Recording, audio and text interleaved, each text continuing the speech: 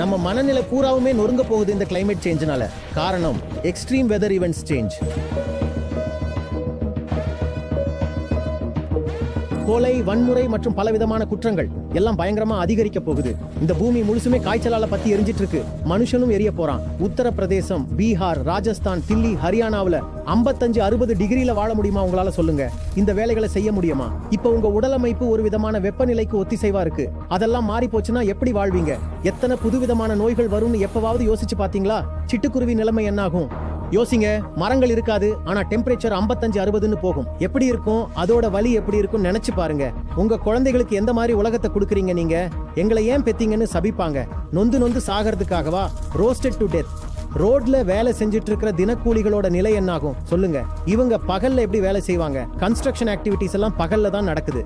கைப்பிடி அளவு மனிதர்கள் மட்டும்தான் மிஞ்சினாங்கன்னா கூட அவங்க நம்ம தலைமுறையை பார்த்து கேட்பாங்க, நீங்க எவ்வளவு முட்டாளா இருந்திருக்கீங்க? நீங்க அரசியல்ல முழுகிட்டீங்களா? சினிமாவுல முழுகிட்டீங்களா? இல்ல மீம்ஸ், விளையாட்டு, காமெடி, பொழுதுபோக்குல முழுகிட்டீங்களா?